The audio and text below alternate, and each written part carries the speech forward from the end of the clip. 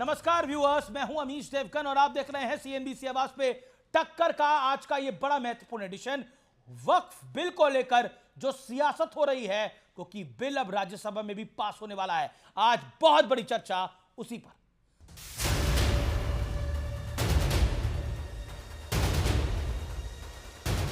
किसी की जमीन अब घोषणा मात्र से वक़्फ नहीं बनेगी, उसको प्रोटेक्शन। प्रश्न है कि माननीय मंत्री जी द्वारा प्रस्तुत संशोधन संख्या 2 को स्वीकृत किया जाए। जो सदस्य इसके पक्ष में हाँ गए। वक्त की पहली परीक्षा में सरकार ने विपक्ष को चारों खाने चित कर दिया। लोकसभा में बिल के समर्थन में 288 और विरोध में 232 वोट पड़े। जो वक्त तरमीम बिल पेश किया गया है, राइट टू इक्वलिटी के भी साफ खिलाफ है। इसको सदर मोहतरम मुल्क की दूसरी मेजोरिटी कभी कबूल नहीं करेगी। एक सदस्य ने कह दिया माइनॉरिटी इस कानून को स्वीकार नहीं करेगी। क्या धमकाना चाहते हो भाई? संसद का कानून है, सबको स्वीकार करना पड़ेगा। ये कानून भारत सरकार का है, हर एक पर बंधन करता होगा और इसको स्वीकार करना पड़ेगा। इसके बाद बिल राज्यसभा में पेश हुआ और इस पर बहस जारी है। इस एक्ट को लेके आके कम्युनल पोलराइजेशन करने का काम कर रहे हैं। जिन्होंने बोला कि 5 साल का प्रैक्टिसिंग होना, आप कैसा पहचानेंगे, हम कैसा डेमोन्स्ट्रेट करेंगे? या कोई मेरे घर में सीसीटीवी कैमरा लगा के देखेगा मैं नमाज पढ़ रहा हूं या नहीं पढ़ रहा हूं?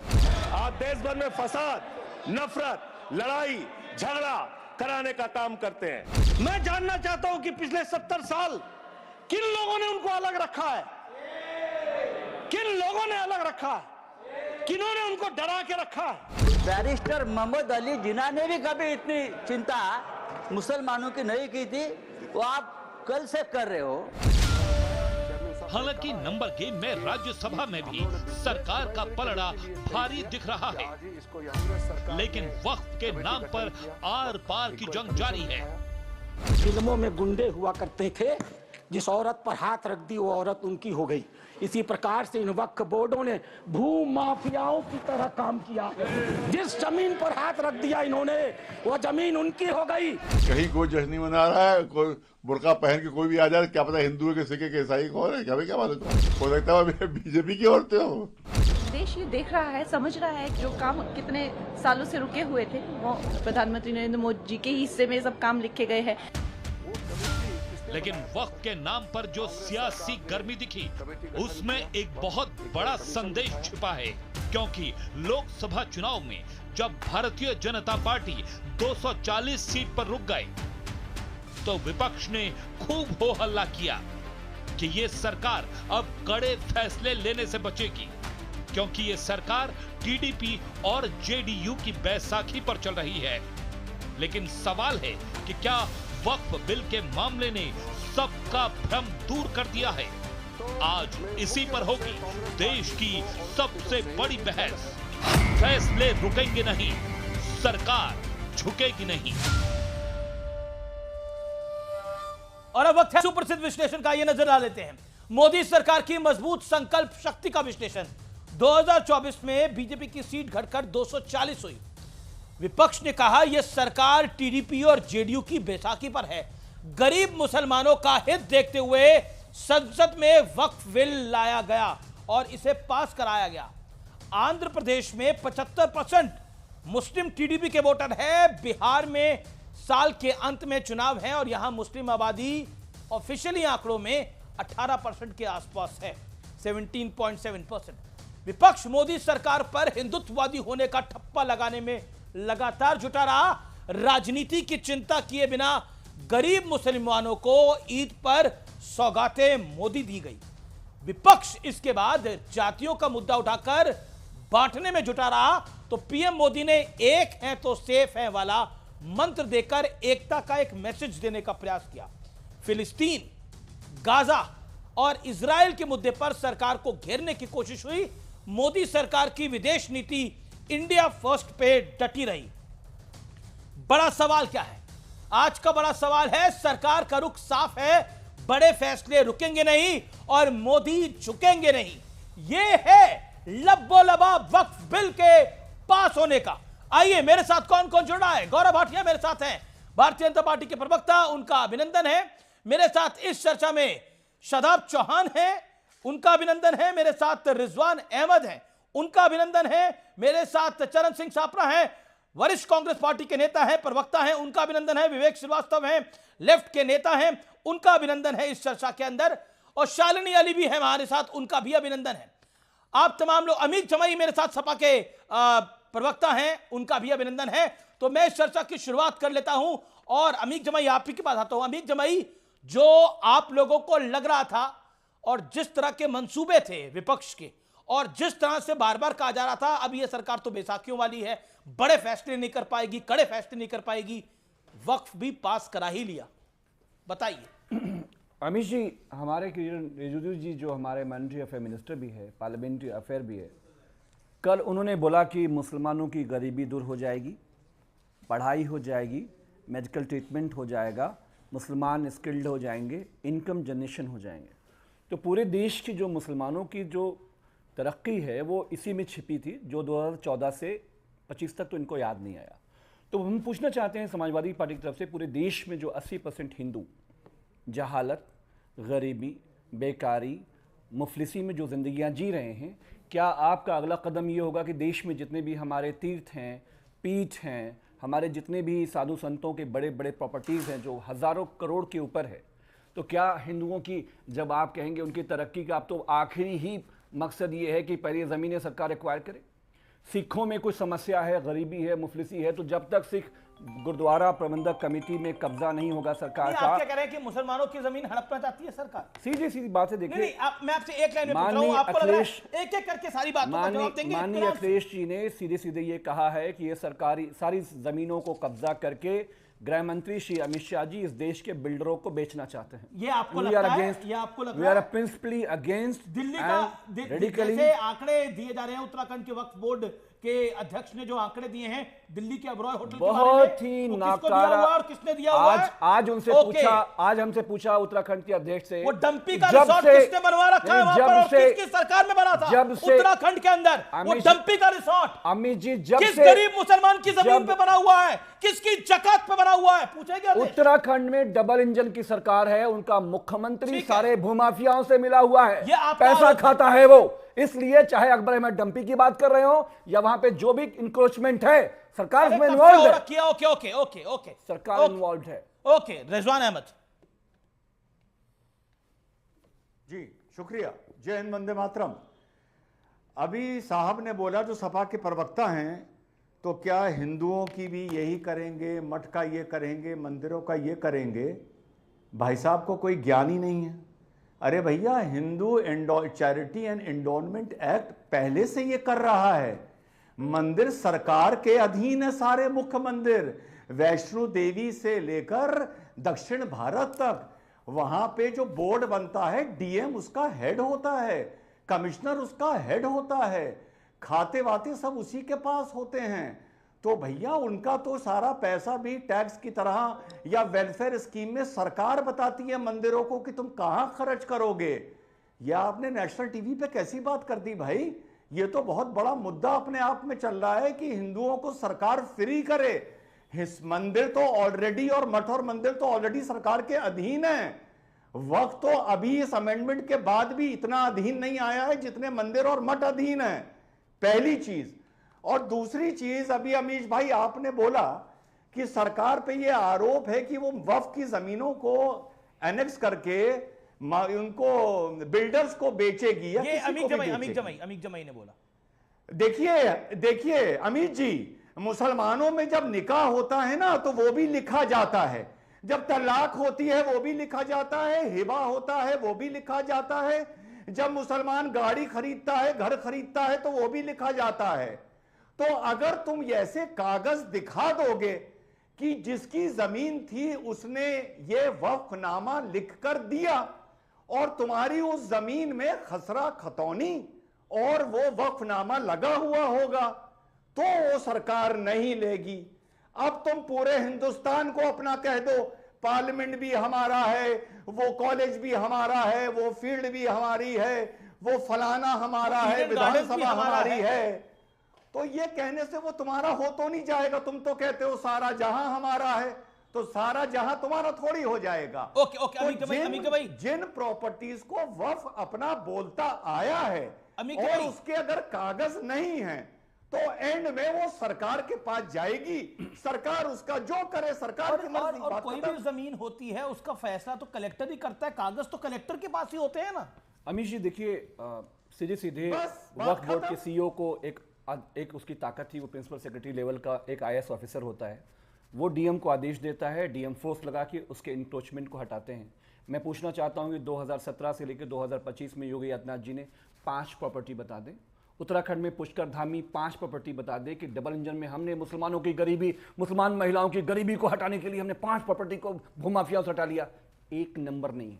दूसरी बात यह है कि देखिए जो वक्फ की प्रॉपर्टीज हैं 95% प्रॉपर्टीज वक्फ बाय यूजर है, जिसमें क्या है, शिया इमामबाड़े हैं, मस्जिदें हैं, दरगाहें हैं, उन पे कुछ नहीं होने वाला। ये तो कैटेगोरिकली पार्लियामेंट में बोला गया है। जिस दिन बिल पेश हुआ उसी दिन बोला गया है इमाम बाड़ों पे कोई नहीं। ये वक्फ बाय यूजर, मैं कह रहा हूं अमीर भाई, ये फियर मॉन्गरिंग है, ये डराना है। ना इमाम बाड़ों को कुछ हो रहा है, ना मस्जिदों को कुछ हो रहा है, ना एक ना किसी इबादत गाह पे कुछ हो रहा है, और ना ही बाकी जगह कुछ हो रहा है। आपको बता रहा हूं, ये सिर्फ फियर मॉन्गरिंग है, ये डराने की दुकान है। आपको अखिलेश जी की तरफ से, ये अखिलेश जी नहीं, आप अखिलेश जी की तरफ से बोले, आप मुझे बताइए ये कहां प्रावधान है, ये कहां प्रावधान है, पूरे बिल का पेज नंबर के सहित बताइए। मैं बता रहा हूं कहां है ये प्रावधान। जगदम्बिका पाल जी जब ट्रिब्यूनल लेके उत्तर प्रदेश गए, हम भी शामिल हुए, बिल्कुल आप शामिल हुए, और उस दिन जो है उत्तर प्रदेश की सरकार ने, योगी जी ने एक सर्वे करवाया 14,500। मैं पूछ रहा हूं मस्जिद इबादत गाह किस बिल के किस प्रावधान में, आपको बता रहा हूं मैं। योगी आदित्यनाथ जी की सरकार ने एक रिपोर्ट जगदम्बिका जी के सामने सबमिट किया और कहा 14,500 हेक्टेयर का जो हमने सर्वे कराया, 13,500 हेक्टेयर जमीन सरकारी जो वक्फ ने, मस्जिदों ने, शिया इमामबाड़ों ने, दरगाहों ने कब्जा किया हुआ है, और उस जमीनों पे एक्शन होने वाला है। मुसलमानों की इबादत मस्जिदों में ताले लगने वाले हैं। हमारा यही कहना है कि ये समाजवादी पार्टी उत्तर प्रदेश के एक एक जमीन पे, रुए जमीन पे, इसको हम होने नहीं देंगे। सरकार जो करना चाहती है।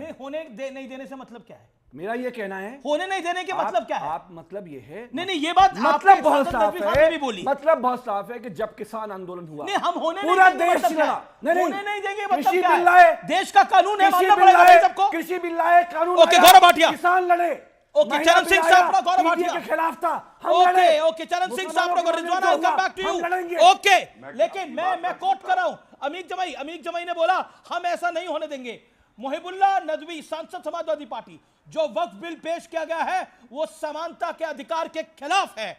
देश की दूसरी बड़ी संख्या कभी इसे स्वीकार नहीं करेगी। और गृह मंत्री अमित शाह का जवाब मैं कोट कर रहा हूं, एक सदस्य ने कह दिया कि अल्पसंख्यक इसे स्वीकार नहीं करेंगे। ये क्या धमकाना चाहते हैं रे भाई? संसद का कानून है, सबको स्वीकार करना पड़ेगा। यह कानून भारत सरकार का है, हर किसी पर बंधन करता होगा और इसे स्वीकार करना ही पड़ेगा। यहां पर अमित जवाई करें, हम इसे स्वीकार नहीं करते। Gaurav Bhatia, your time starts now. देखिए, सबसे पहले तो एक बात स्पष्ट हो गई है कि पुनः नरेंद्र मोदी जी इतिहास लिख रहे हैं, और भारत की जनता तो अब ये कह रही है कि नरेंद्र मोदी जी को चैलेंज ना करना। ये लोग कहते थे अगर वक्फ संशोधन बिल आया तो सरकार गिर जाएगी, बैसाखियों पे है। तो अर्ज किया है, ना मैं गिरा, ना मेरी उम्मीदों के मीनार गिरे, मुझे गिराने में कई लोग 100 बार गिरे अमीश जी। और जितनी बार ये कहते हैं ये नहीं कर पाएंगे, अनुच्छेद 370, ट्रिपल तलाक को अपराध बनाना, CAA, भव्य राम मंदिर, मोदी जी हैं तो मुमकिन है वो हो जाता है। अभी जो इन्होंने बात कही, मैं आपत्ति दर्ज करता हूं। भारत में रहोगे तो संविधान के हिसाब से चलना पड़ेगा, शरिया के हिसाब से नहीं चल सकते हो। और बाबर और औरंगजेब को अपना आदर्श मानने वाले ये जान लें, पूरी ताकत भी लगा लो, कानून बनेगा और कानून का पालन करना सबकी जिम्मेदारी है, कर्तव्य है। तीसरी बड़ी बात अमीर जी, आप बताइए कि जब इस तरह से कानून आया और पार्लियामेंट में पारित हो रहा है तो इनको दर्द क्यों हो रहा है? अरे 2013 में जो ये संशोधन लाए थे, आपको मालूम अमीर जी क्या था? 1500 साल पुराना मंदिर तिरुचिरापल्ली में सुरंदेश्वर टेम्पल, और 1400 साल पुराना एक धर्म कहता है कि ये टेम्पल जो है ये हमारा है, ये वक्त की प्रॉपर्टी है। खाता ना बही, जो मैं कहूं वही सही। और अब बदलाव ये आया है कि वक्त में, हम जानते हैं वक्त काउंसिल में, बोर्ड में महिलाएं भी होंगी। जो मुस्लिम समाज से आगा खानी आते हैं, समाज से आते हैं, बोरा समाज से आते हैं, वो भी होंगे। तो क्या ये अच्छा नहीं है कि जो मुस्लिम समाज में भी पिछड़े थे, गरीब थे, अब वो भी हिस्सेदारी मांग रहे हैं? ठीक है, मैं चरण सिंह सापरा के पास चलता हूं। और ये काम नरेंद्र मोदी जी कर रहे हैं। जी चरण सिंह सापरा, मैं कोट कर रहा हूं नासिर हुसैन को। कोई मेरे घर पे सीसीटीवी लगाकर देखेगा कि मैं नमाज पढ़ रहा हूं कि नहीं पढ़ रहा हूं, कैसे पहचानोगे कोई प्रैक्टिसिंग मुस्लिम है कि नहीं है? मतलब किसने बोला किसी के घर में सीसीटीवी कैमरा लगेगा? प्रैक्टिसिंग मुस्लिम का मतलब क्या होता है आप भी जानते हैं, लेकिन तुष्टीकरण कर रहा है बीजेपी, कह रही है तुष्टीकरण के लिए यह बयान सदन में दिया गया।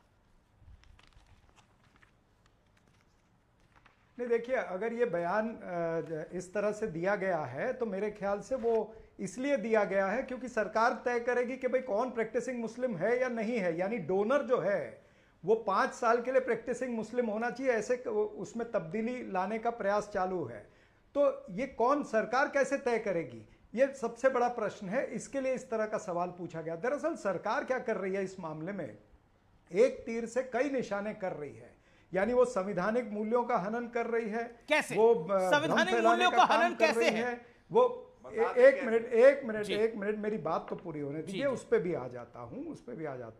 ये विभाजनकारी राजनीति करना चाहते हैं। यानी इनका तो एक ही एजेंडा है कि ध्रुवीकरण की आग जलती रहे, बीजेपी की राजनीतिक दुकान जो है वो चलती रहे।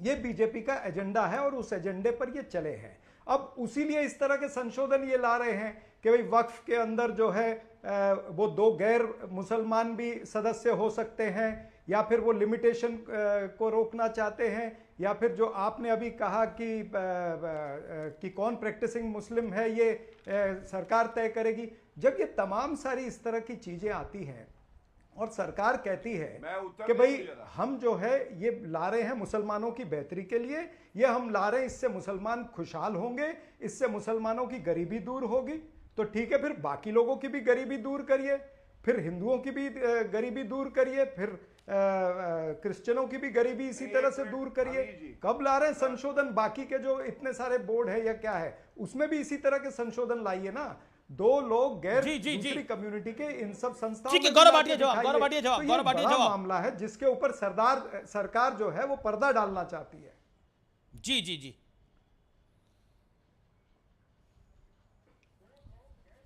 ओके, गौरव भाटिया का फोन डिस्कनेक्ट हो गया, लेकिन बड़ी खबर आ रही है। जेडीयू नेता मोहम्मद कासिम अंसारी ने पार्टी से इस्तीफा दे दिया है। जेडीयू के टिकट पर ढाका विधानसभा से चुनाव लड़े थे, वक्फ बिल के समर्थन से बेहद नाराज थे, इस्तीफा दे गए हैं। जेडीयू नेता कासिम अंसारी ने पार्टी को छोड़ दिया है। अब से कुछ देर पहले जेडीयू के वक्फ बिल पर समर्थन से बेहद नाराज होकर छोड़ा है। यह बड़ी खबर है। गौरव भाटिया, जेडीयू के नेताओं ने पार्टी को छोड़ना शुरू कर दिया है। वो कह रहे हैं कि बिल का समर्थन नहीं करना चाहिए था। यह बड़ी खबर है। और अभी कुछ देर पहले आप लोगों के घर में झांक के देखना चाहते हैं कौन सच्चा मुसलमान है। यह नासिर हुसैन का भी आरोप है। देखिए, सबसे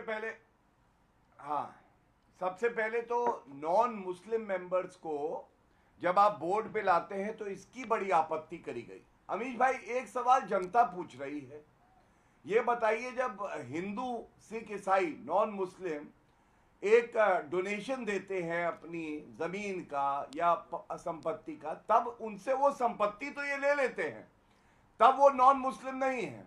लेकिन जब उनको बोर्ड में लाने की बात होती है तो वो नॉन मुस्लिम हो जाते हैं।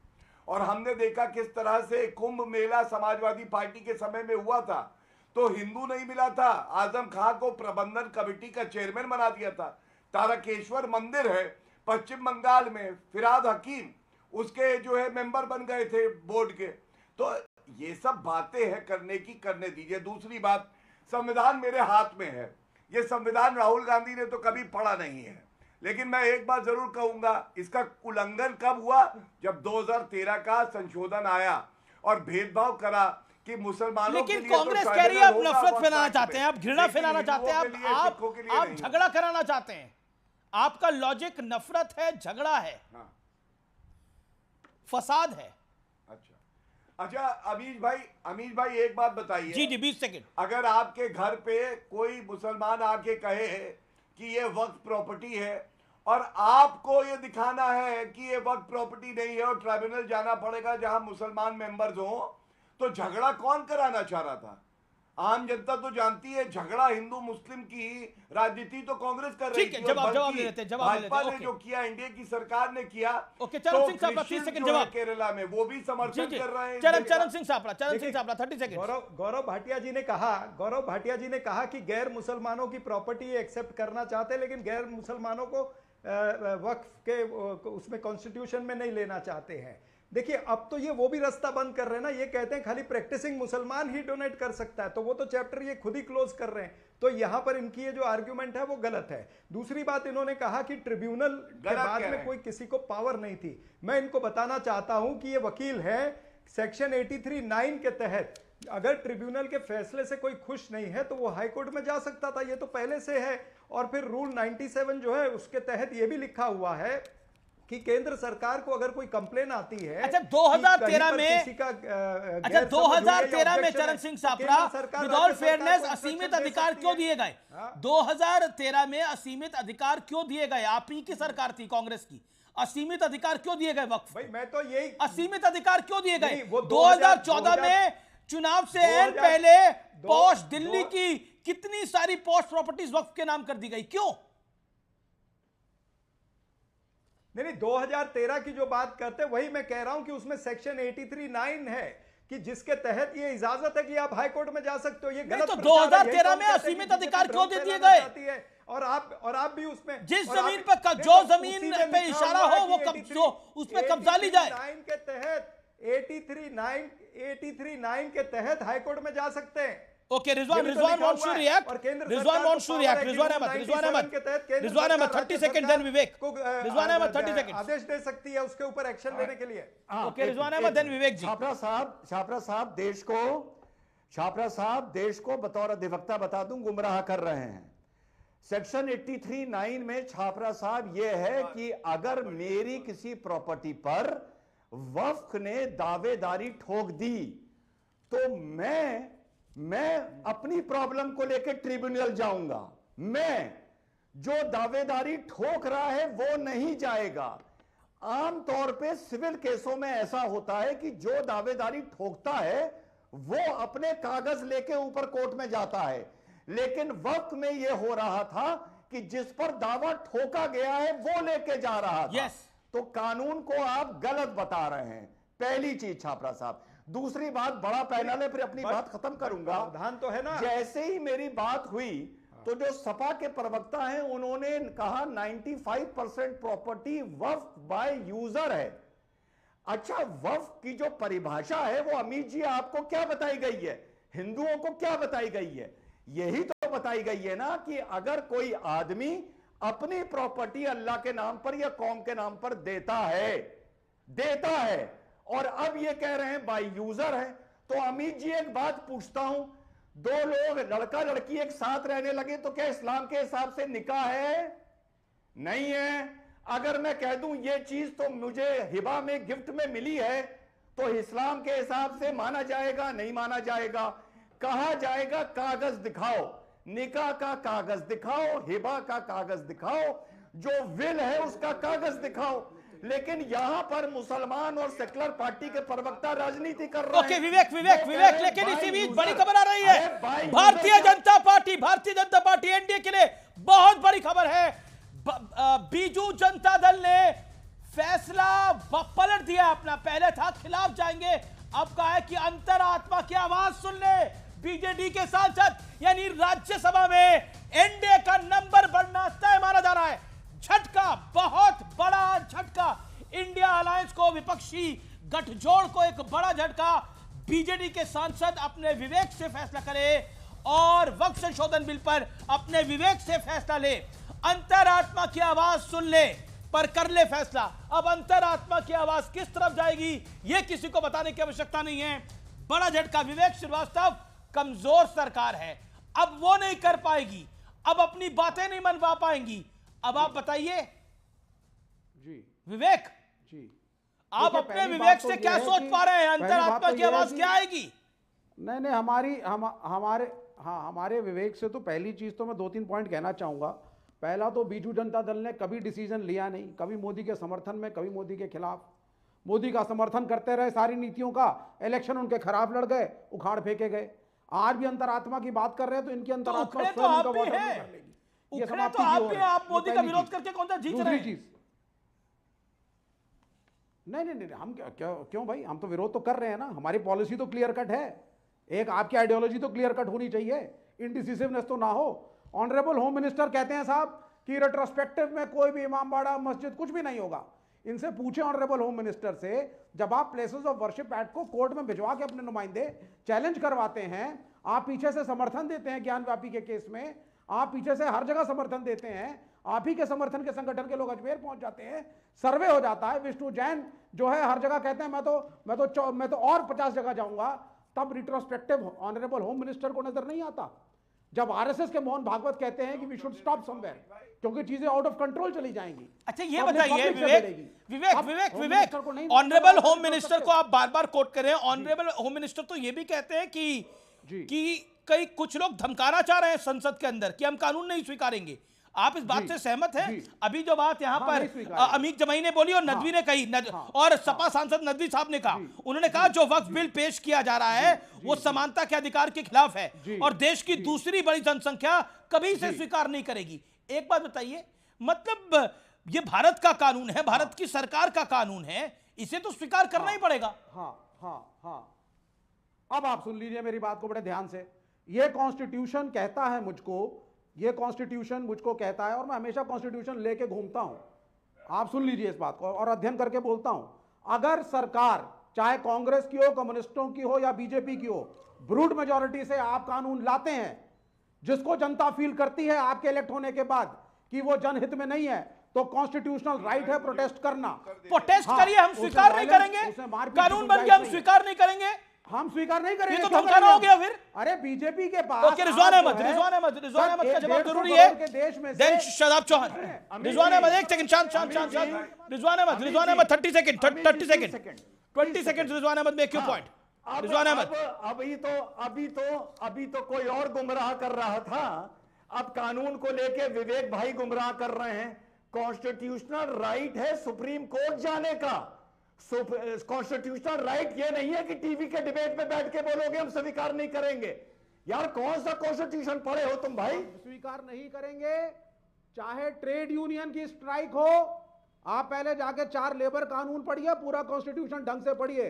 स्ट्राइक्स का, प्रोटेस्ट का प्रावधान कॉन्स्टिट्यूशन में है।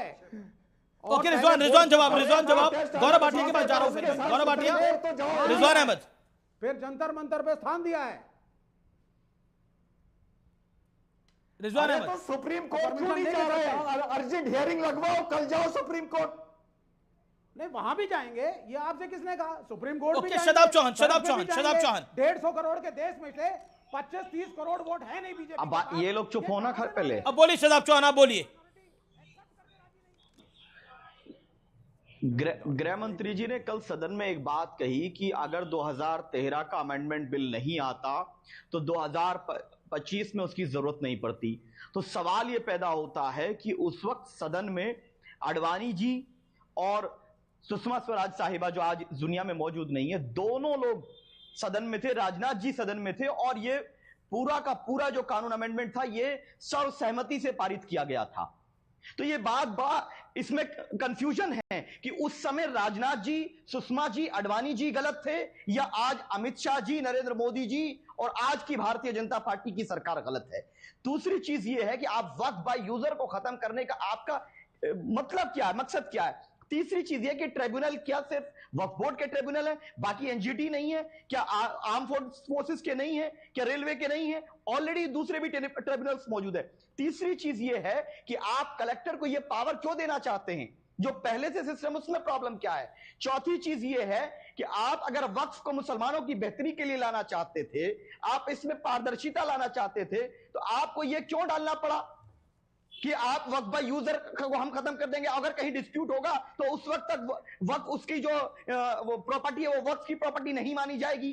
क्या लिमिटेशन के जरिए अपने धन्ना सेठों को वो भूमि ओके, जवाब रिजवान। लूट का षड्यंत्र है। 10 सेकंड मुझे दीजिए। ये लूट का षड्यंत्र है और हम किसकी लूट का? कानूनन जितने भी अधिकार प्राप्त हैं, पहले सुप्रीम कोर्ट जाएंगे, उसके बाद जो भी रास्ता वो अपनाएंगे। और एक बात कही जाती है कि सरकार कमजोर है। नहीं, नरेंद्र मोदी जी की सरकार कमजोर है या नहीं, लेकिन उसके विचार बहुत कमजोर है जो संविधान। ओके, रिजवान अहमद जवाब आपका। गौरव भाटिया तक आवाज नहीं पहुंच पा रही है। ओके, हाँ अमित जी जितनी भी सीए और एनआरसी की लड़ाई लड़ी गई थी, आप याद करिए, हम लोग बहुत डिबेट में रहते थे। कहा जाता था कि बच्चा कहीं पैदा हुआ, गांव में पैदा हुआ, दाई ने पैदा कर दिया, अस्पताल नहीं गए, भैया हम पैदाइश के कागज कहां से लाएं? यही बात तो हम लोग सुनते थे ना। अभी मुझे 85 साल पुराने, जहां मैंने जमीन ली है, 85 साल पुराने लोगों के कागज मिल गए। खसरा खतौनी हमारे बाप दादाओं की भी है, आपके घर में भी होगी, 100 साल पुरानी। पैदाइश को कह दिया कि भैया कहां पैदा हुआ, हम कागज कहां से लाएं? अब यार ये लोग कह रहे हैं हम जमीन के कागज भी कहां से लाएं? ये लोग हैं कौन? ये आइटम क्या है समझ में नहीं आता। अरे भैया ओके, शदाब जवाब 30 सेकंड जवाब। Okay Rizwan, you made your point. Shadab okay. Rizwan, ये आइटम जो है ये पिछले 20 मिनट से खाली कागज बोल रहे हैं। मैं इनको बोलूंगा कि इनके दादा के परदादा का नाम क्या था, ये नाम नहीं बता सकते। मैं चुनौती के साथ कह रहा हूं, लेकिन ये बड़ी बड़ी बात कर रहे हैं। अरे 300 साल से जो चीजें मौजूद हैं, जहां पर एक धार्मिक आस्था के साथ लोग जीवन यापन कर रहे हैं, जहां पर नमाज हो रही है, जो खानकाहें हैं, जो दरगाहें हैं, उस पर आप क्यों आपत्ति करना चाहते हैं? ओके, गौरव भाटिया यहां पर स्पष्ट रूप से जो विवेक श्रीवास्तव ने बात बोली और जो शदाब चौहान ने बात बोली, आप बीच में नहीं थे, उनका कहना है यह संविधान के विरुद्ध है और विरोध करना तो हमारा हक है। और तब जब 2013 में अमेंडमेंट पास हुई थी तो अडवाणी जी और स्वर्गीय सुषमा जी क्या कर रहे थे, और राजनाथ जी के बारे में भी प्रश्न किए गए। गौरव भाटिया, देखिए, सबसे पहले आपने कहा मैं यहाँ नहीं हूँ। मैं तो अमीर जी आपके दिल के अंदर हूँ, आप अपने दिल में झांकते नहीं है, झांका करिए मिल जाऊंगा। सबसे पहले देखिए, मैं एक बात जरूर कहूंगा, संवैधानिक दृष्टि से और कानूनी दृष्टि से, अभी कांग्रेस के प्रवक्ता बोल रहे थे सेक्शन 83 सब क्लॉज 9 मेरे हाथ में वक्फ एक्ट है। आपको मालूम है क्या कहता है अमीर भाई? क्लियरली कहता है कि आप सूट नहीं फाइल कर सकते हैं और उसके साथ कोई अपील नहीं होगी। मैं पढ़ देता हूं एक लाइन, नो अपील शैल लाई अगेंस्ट एनी डिसीजन और ऑर्डर वेदर इंटरिम और अदरवाइज गिवन और मेड बाय ट्राइब्यूनल। क्या दिखाता है? ये भेदभाव, अनुच्छेद 14 का उल्लंघन ये है कि एक धर्म के लिए आप ऐसा कानून लाए, बाकी किसी धर्म के लिए नहीं लाए। दूसरी बात, आप बताइए, जिसको ये कहते थे कि बैसाखी है बीजेपी की, ये बैसाखी वाली सरकार है, वो तो हमारी सखी निकली। मैं बात कर रहा हूं जेडीयू और टीडीपी की। क्या उन्होंने हमें समर्थन नहीं दिया? समर्थन क्यों दिया मैं बताता हूं। गुणवत्ता के आधार पे उन्होंने देखा कि ये जो बिल आ रहा है ये भारत के लिए और मुस्लिम समाज के लिए हितकारी है। तीसरी बात, कभी आपने ध्यान दिया राहुल गांधी जो कि चप्पल पे घूम रहे हैं पार्लियामेंट के अंदर और बताते पैजामा पहने हैं, वो क्यों नहीं बोले इस बिल पे? आपको मालूम है क्यों नहीं बोले? अंदर से वो भी जानते हैं कि ये जो बिल आ रहा है ये भारत के हित में है और तर्क में उनके पास कोई ऐसा आर्गुमेंट नहीं है, तर्क नहीं है जो वो कर सके। अब आपने एक बात मुझसे करी, विरोध करना बिल्कुल संवैधानिक अधिकार है, संविधान का मैं ज्ञाता हूं, मैं बता सकता हूं, सही कह रहे हैं। लेकिन एक कानून जो संसद से पारित हो जाए, जिसको प्रेसिडेंट राष्ट्रपति अनुमति दे दे, असेंट दे दे, उसके लिए ये कहना कि हम इसका पालन नहीं करेंगे, ये हो नहीं सकता है। और इसलिए अमित शाह जी ने शेर की तरह दहाड़ते हुए कहा कि हर किसी को संसद में पारित कानून का पालन करना पड़ेगा। जी, मैं आपका रुख करता हूं। राहुल गांधी हर विषय पर बोलते हैं, इस विषय के बारे में वो बोल रहे हैं। चरण सिंह सापरा, कि मेरे पास इसका पूरा ज्ञान नहीं है इसलिए मैं नहीं बोलूंगा। मुझे बोलने दीजिएगा राहुल गांधी पर। देखिए ऐसा है किसानों के 3 काले कानून आए थे, वो भी तो सरकार ने वापस लिए ना। भूमि अधिग्रहण बिल आया था, वो भी तो वापस लिया ना। यहाँ तो वो बिल के साथ है। मैं उससे पहले एक मिनट मैं आपकी सारी बातों का जवाब दूंगा ना। इतने उत्तेजित क्यों हो रहे हैं अमीश जी? सुनिए ना, लेटरल एंट्री को भी तो रोका गया था ना। तो ऐसे तमाम सारे उदाहरण हमारे पास में है। और लोकतंत्र की प्रणाली में ये हमारा अधिकार है, विपक्ष का अधिकार है कि अगर संसद में कुछ पास भी हो गया तो हम जनता की कोर्ट में जाएंगे, हम हमारी सुप्रीम कोर्ट में जाएंगे। क्या भारतीय जनता पार्टी हमें जनता की कोर्ट में जाने से रोकेगी? और यही हो रहा है। भारतीय जनता पार्टी डंडा राज चलाना चाहती है, लोकतंत्र नहीं ठोकतंत्र चलाना चाहती है। अब मैं आता हूं राहुल गांधी जी पे। जो भी ये कहता है कि राहुल गांधी जी क्यों नहीं बोले, वो अपनी बुद्धिहीनता का प्रमाण दे रहे हैं। अरे भाई, हमारे तमाम सारे नेता बोल रहे हैं। हाँ, गौरव गोगोई बोले हैं जो डेप्यूटी लीडर हैं, यहाँ पर राज्यसभा में भी अनेक नेता बोले हैं। और आपको सिर्फ एक ही चीज पे केंद्रित, मैं भी पूछ सकता हूं कि भाई नीतीश कुमार क्यों नहीं इसके ऊपर कुछ बोल रहे हैं? क्यों नीतीश कुमार के लोग छोड़ के जा रहे हैं? अरे नीतीश कुमार हाउस में थोड़ी है, ये भी बताना चाहिए साहब। नीतीश कुमार हाउस में नहीं है ना, हाउस में नहीं है, लेकिन जेडीयू के नेता तो है। बुद्धिहीनता जो कह रहा है कि राहुल गांधी नहीं बोल रहे हैं, राष्ट्रीय अध्यक्ष है ना। ओके, बुद्धिहीनता है गौरव भाटिया। देखिए बुद्धिहीनता की बात आपने करी तो मैं इतना ही कहूंगा, विरासत में गद्दी तो मिल जाती है जो राहुल गांधी को मिली, लेकिन बुद्धि कहां से लाएंगे भाई? आपको मालूम है गौरव गोगोई ने कितनी गलतियां करी, गिनिए। सबसे पहले तो यहाँ प्रवक्ता क्या बोलेंगे, गौरव गोगोई का पूरा भाषण इन्होंने सुना है। उन्होंने कहा बीच में ना बोले, कृपया करके बीच में नहीं।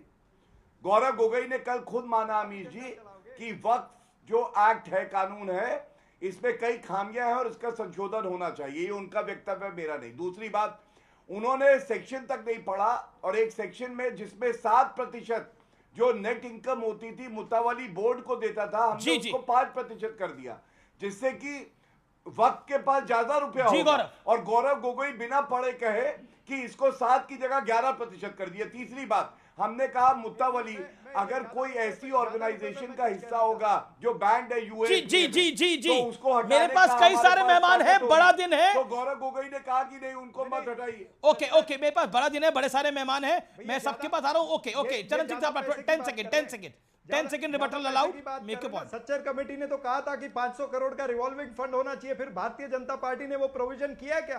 क्यों नहीं आपने किया 11 साल में? या क्यों नहीं? अरे सच्चर कमेटी की रिपोर्ट को भी आप चाहते हैं बीजेपी इंप्लीमेंट करे, आप मान रहे हैं कि आपके बस की कहानी नहीं है। ओके, अमित जमाई यहाँ पर है, लेकिन राहुल गांधी के ऊपर शादाब चौहान कुछ कहना चाह रहे हैं। शादाब चौहान कुछ कहना चाह रहे हैं राहुल गांधी के ऊपर। Shadab, make your point. Shadab Chauhan on screen. बड़े अफसोस की बात है कि मोहब्बत की दुकान के ठेकेदार राहुल गांधी जी को मुसलमानों के लिए 5 मिनट बोलने का समय नहीं है। और यह बात बहुत स्पष्टता के साथ कह रहा हूं मैं, मुझे कोई संकोच नहीं है कि जिस प्रकार असंवैधानिक बिल को लाने के लिए भाजपा और एनडीए के लोगों ने तैयारी की थी, विपक्ष ने तैयारी नहीं की, तार्किक बहस नहीं की। अगर किसी ने तार्किक तथ्य के साथ खंडन किया और अमेंडमेंट मूव किए तो उसका नाम सिर्फ बैरिस्टर ओवैसी साहब था। बाकी सांसदों ने ज्यादा ने रस्म अदायगी की मुस्लिम वोट बैंक के लालच में। तो राहुल गांधी क्यों नहीं बोले आपके अनुसार? आपके अनुसार राहुल गांधी क्यों नहीं बोले इस विषय के ऊपर? टाइम अलॉटेड तो अच्छा खासा था, 6-7 घंटे था विपक्ष के पास लोकसभा में खाली। वो लोकसभा मेंबर है इसलिए बोल रहा हूं। मुस्लिम विषय महत्वपूर्ण नहीं है। मुस्लिम विषय महत्वपूर्ण नहीं है। एक सेकंड, राहुल गांधी के लिए मुस्लिम विषय महत्वपूर्ण नहीं है। उनको हमारा वोट चाहिए, सिर्फ वोट चाहिए। देखिए, पूरा इंडिया ब्लॉक और जो जगदम्बिका जी बाबू की सदारत में जो जेपीसी बना, उसमें असद साहब भी पूरे देश में गए, नासिर भाई गए, सब लोग गए, महबूबा नदवी थे। हमारा विषय सिर्फ ये है कि इंडिया ब्लॉक इस पूरे काले कानून के खिलाफ। राहुल गांधी क्यों नहीं बोले? राहुल जी खिलाफ है। देखिए, ये हमारे यहाँ जैसे जो हमारा दल होता है, दल में तय होता है कि कौन बात को रखेगा। जी। एंड गौरव, मैं एक बात जो मेरी आपसे राहुल गांधी, आपको लगता है राहुल गांधी को बोलना चाहिए था, हाँ या ना? हमारा ये कहना है कि वो बोल भी सकते थे, लेकिन बोल भी सकते थे। ओके, चरण सिंह साहब, राहुल गांधी क्यों नहीं बोले? धोखा दिया है मुसलमानों को, ये बात कह रहे हैं शादाब चौहान।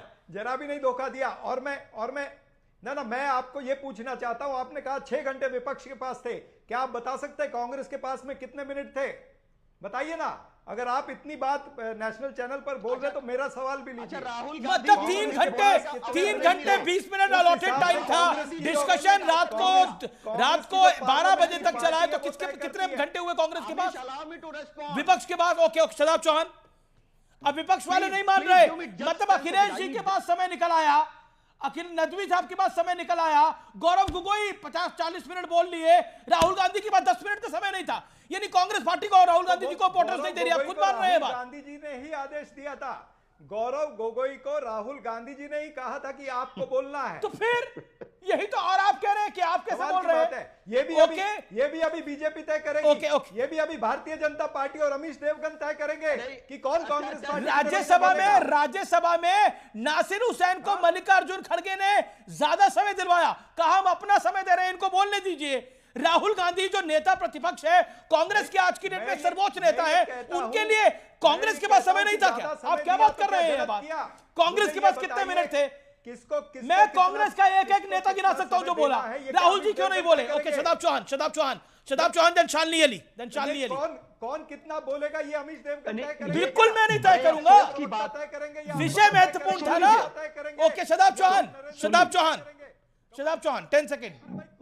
बड़े अफसोस की बात है, जिस दल को 48 साल तक हमने सत्ता में रखा, उस जो लीडर ऑफ अपोजिशन है राहुल गांधी जी, उनके पास एक तार्किक रूप से 5 मिनट नहीं थे हमारे विषय को बोलने के लिए। क्या हम अछूत हो चुके हैं? क्या इसलिए नहीं बोले कि वो अपने आप को जनेऊधारी ब्राह्मण बताते हैं? क्या इसलिए मुसलमान अछूत लगता है उनको? अगर उनको अछूत लगता है तो आने वाले समय में हम बताएंगे। अगर आपके पास हमारे लिए समय नहीं है तो कल हमारा भी वोट आपके लिए नहीं होगा। रोज तो बोल रहे हैं,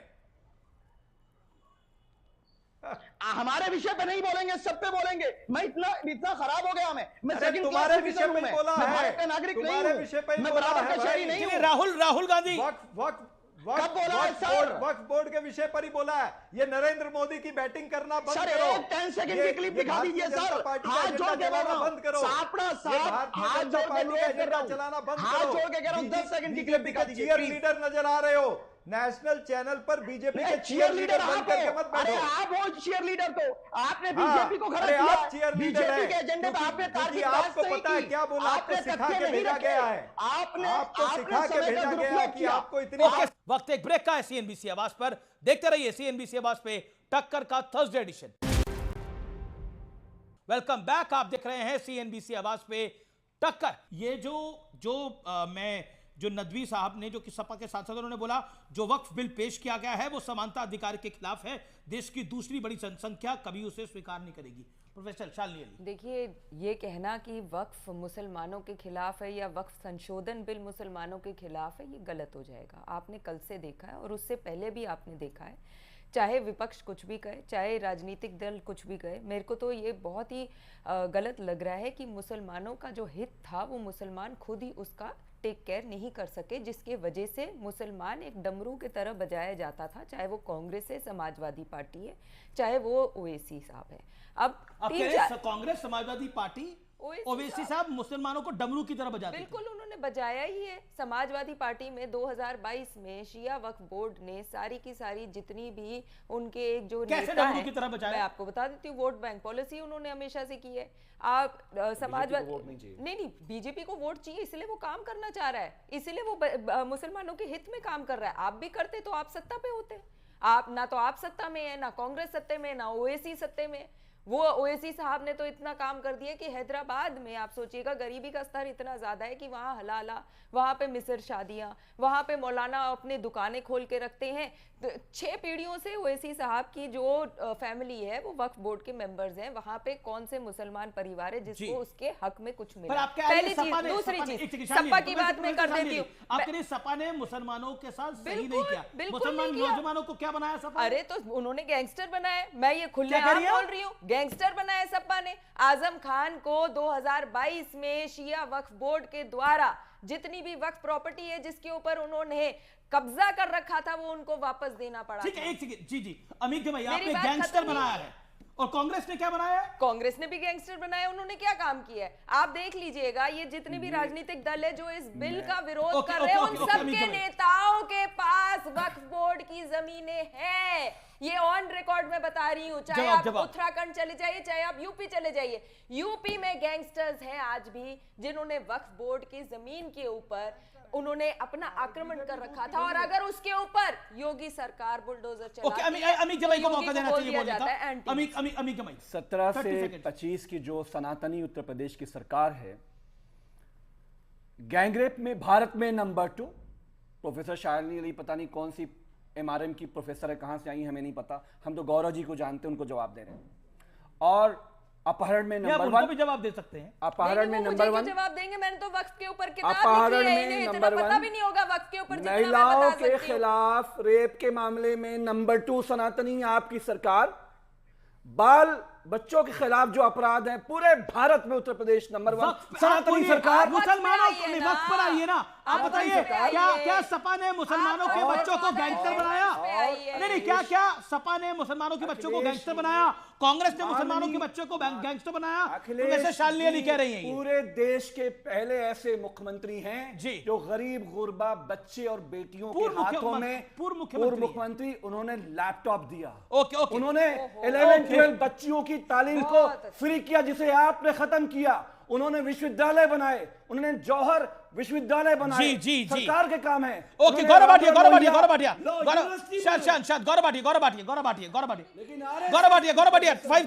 5 second last word. Gaurav Bhatia,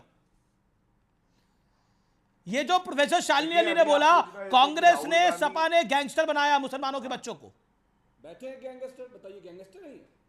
देखिए, आपने एक बात उठाई कि राहुल गांधी क्यों नहीं बोले इस विषय पे। मैं आपको बताता हूं। आपको मालूम है 2013 का संशोधन कांग्रेस पार्टी लाई थी और उसमें कहा गया था जो गैर मुसलमान है वो भी अपनी संपत्ति वक्फ को दे सकते हैं। जी। तो सवाल ये पूछा जाता कि राहुल गांधी जी। लेकिन आज का विचार क्या है? जिसकी फितरत हमेशा बदलने की हो वो कभी किसी का नहीं होता, चाहे वो समय हो या फिर इंसान। ये था आज का विचार।